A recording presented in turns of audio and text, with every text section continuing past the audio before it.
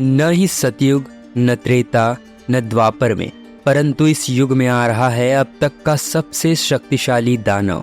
यह दानव इतना शक्तिशाली है कि उसे हराना किसी अकेले का काम नहीं।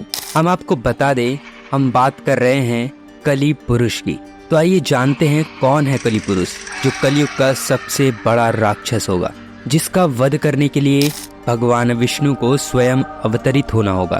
कली पुरुष के जन्म के रहस्य को जानने के लिए हमें सृष्टि के रचना स्रोत के समय में जाना होगा, यानी सतयुग में। एक बार ऋषि दुर्वासा इंद्र देवता से मिलने स्वर्गलोक आए हुए थे, परंतु इंद्रदेव वहां नहीं थे। वे किसी राक्षस का वध करके अभी स्वर्गलोक आए थे। तब दुर्वासा ऋषि ने उनके स्वागत के लिए फूलों की माला दी। चूंकि इंद्रदेव अभी जीत की धुन में मग्न थे, वे उस मग्नता में फूलों की माला अपने गज यानी हाथी को पहना देते हैं। और जब पुनः सभा शुरू हुई तो दुर्वासा ऋषि उनसे मिलने आए तो देखा कि उनके फूलों की माला हाथी के पैरों में पड़ी हुई थी। यह देख दुर्वासा ऋषि को क्रोध आ गया और उन्होंने श्राप दे डाला कि जिस ऐश्वर्य में तुमने मेरे उपहार का अपमान किया, वो ऐश्वर्य तुमसे छीन जाएगा।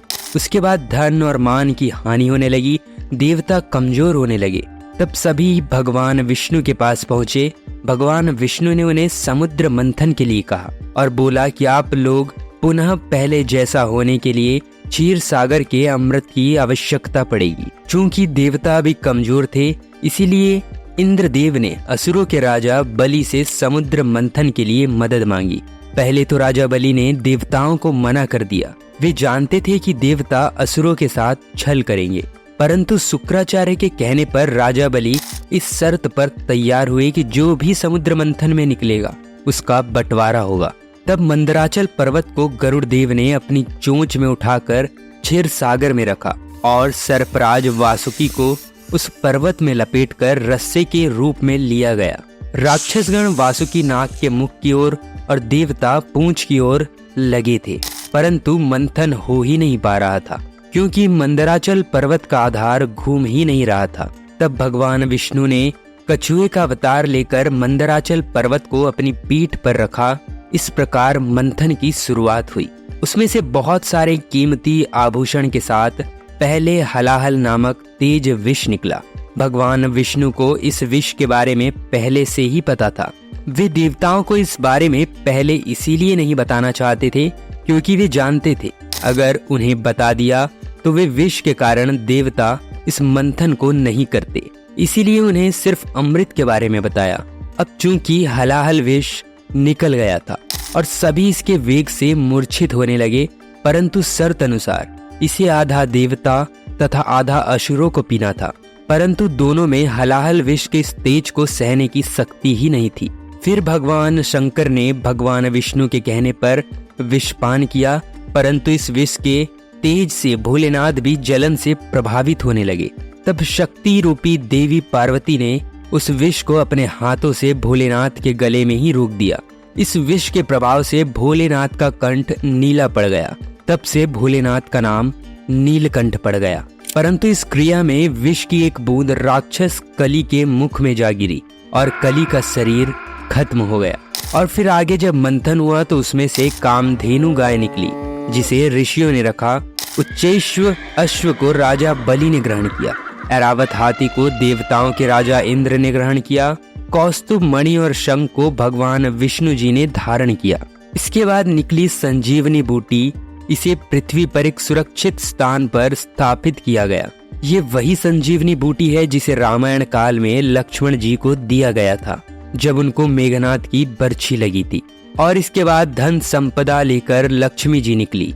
सभी देवता, ऋषि मुनि एवं राक्षस लक्ष्मी देवी को रखना चाहते थे, परंतु लक्ष्मी जी ने खुद विष्णु जी को चुना। चंद्रमा निकले तो भोलेनाथ ने ग्रहण किया। इसके बाद पारिजात वृक्ष और कल्प वृक्ष निकला, जिसे स्वर्ग में स्थापित किया गया। फिर निकली रंभा, जिसे स्वर्ग अप्सरा बनाकर स्वर्ग में रखा गया। इसके बाद निकली वारुणी देवी यानी सुरा देवी, जिन्हें असुरों ने ले लिया। और अंत में भगवान धन्वंतरी अपने हाथों में अमृत कलश लेकर निकले। इसी अमृत की छीना झपट में कुछ बूंदें समुद्र में जा गिरी, जो उज्जैन, नासिक और इलाहाबाद में गिरी थी। और कहा जाता है कि हर 12 वर्ष पर फिर से वो अमृत प्रकट होता है। उस वक्त स्नान करने से रोग दोष दूर हो जाते हैं और इसी अमृत की कुछ बूंदें कली पुरुष को भी मिल गई, जिससे वह फिर से जीवित हो उठा, परंतु वो भौतिक रूप में न आ सका। अमृत को बंटवारे के लिए भगवान विष्णु ने मोहिनी रूप ले लिया और सारा अमृत देवताओं को पिला दिया, परंतु राहु और केतु 2 राक्षस देवताओं का रूप लेकर अमृत पी चुके थे, तो भगवान विष्णु ने उनका सर काट दिया, परंतु अमृत पीने के चलते वे अमर हो चुके थे। इसीलिए राहु और केतु अब भी पिंड यानी ग्रह रूप में जीवित है। कलयुग के अंत में कली पुरुष भौतिक रूप में आ जाएगा। कली पुरुष अभी भौतिक रूप में नहीं है, परंतु अपनी शक्तियों से इंसानों पर काबू पा सकता है और कलयुग के अंत में वह भौतिक रूप में भी आ जाएगा। तब वो पाताल लोक से असुरी शक्ति को आजाद करके इंसानों पर राज करेगा। तब भगवान विष्णु का कल की अवतार होगा, जो 64 गुणों से लिप्त माहिर योद्धा होंगे, जो अब तक के सबसे शक्तिशाली राक्षस कली पुरुष से लड़ेंगे और इंसानों को उसके प्रभाव से मुक्त करेंगे। परंतु इस युद्ध में कली पुरुष की तरफ से भी इंसान लड़ेंगे, क्योंकि तब तक धर्म पूरी तरह से नष्ट हो जाएगा। इंसान भगवान को पहचान नहीं पाएंगे, परंतु अंत में सब ठीक हो जाएगा और सतयुग का आरंभ होगा। कहा जाता है कि कली पुरुष इतना शक्तिशाली होगा कि उसे पराजित करने के लिए भगवान कल की अवतार को हनुमान जी, परशुराम जी आदि कवि, महर्षि वेदव्यास, गुरु द्रोण पुत्र अश्वत्थामा, कृपाचार्य, महाराज बलि, लंकाधिपति महाराज विभीषण, ये 7 चिरंजीवियों की जरूरत पड़ेगी। कहा जाता है कि ये 7 दिव्य पुरुष आज भी कल की अवतार की प्रतीक्षा कर रहे हैं, जिसमें परशुराम जी भगवान कल्कि के गुरु होंगे। बाकी महापुरुष भगवान कल्कि के साथ राक्षस कली पुरुष के खिलाफ युद्ध लड़ेंगे। आइए जानते हैं भगवान विष्णु जी के कल्कि अवतार के जन्म का रहस्य। तो कल्कि अवतार के जन्म का रहस्य हमारे ग्रंथ के इस श्लोक में मिलता है। संभल ग्राम मुखस्य ब्राह्मणस्य महात्मनः भवने विष्णु यशसः प्रादुर्भाविष्यति। अर्थात संभल ग्राम में विष्णु यश नामक ब्राह्मण के घर में भगवान कल्कि का जन्म होगा। अब आगे की भविष्यवाणी के बारे में जानते हैं। भगवान विष्णु के कल्कि अवतार का जन्म मुरादाबाद के संभल ग्राम में होगा। इनकी माता का नाम सुमति होगा। ये देवदत्त नामक सफेद घोड़े की सवारी करेंगे। इनके हाथ में 2 तलवारें होंगी। ये अवतार निष्कलंक अवतार होगा। कहा जाता है कि भगवान राम में 12 गुण थे, श्री कृष्ण में 16 गुण थे, परंतु कल्कि अवतार में कुल 64 गुण होंगे। यह अवतार इंसान को पुनः प्रकृति से जोड़ेगा। कहा जाता है कि कलयुग के अंत में जब सारी नदियां सूख जाएंगी, इंसान का इंसान से विश्वास खत्म हो जाएगा। एक स्त्री बहुत सारे मर्दों के साथ रहेगी। हर जगह पाप का बोलबाला होगा। तब इस धरती पर कल्कि अवतार लेकर भगवान विष्णु आएंगे और पुनः धर्म की स्थापना करेंगे। कल्कि अवतार के जन्म की भविष्यवाणी श्रीमद् भगवद गीता में पहले ही कर दी गई है। भगवान श्री कृष्ण ने गीता में कहा है कि जब जब धरती पर पाप होता है तब तब मैं जन्म लेता हूँ। गीता का वो श्लोक जिसमें भगवान श्री कृष्ण ने अपने जन्म के रहस्य को स्वयं खुला है।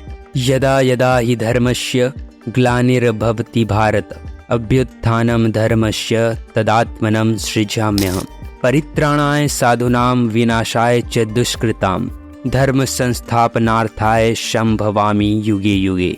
अर्थात मैं प्रकट होता हूँ, मैं आता हूँ जब जब धर्म की हानि होती है तब तब मैं आता हूँ, जब जब अधर्म बढ़ता है तब तब मैं आता हूँ, सज्जन लोगों की रक्षा के लिए मैं आता हूँ, दुष्टों के विनाश करने के लिए मैं आता हूँ, धर्म की स्थापना करने के लिए मैं आता हूँ और युग युग में जन्म लेता हूँ। तो बस यही थी कली पुरुष और कल्कि अवतार के जन्म की कहानी।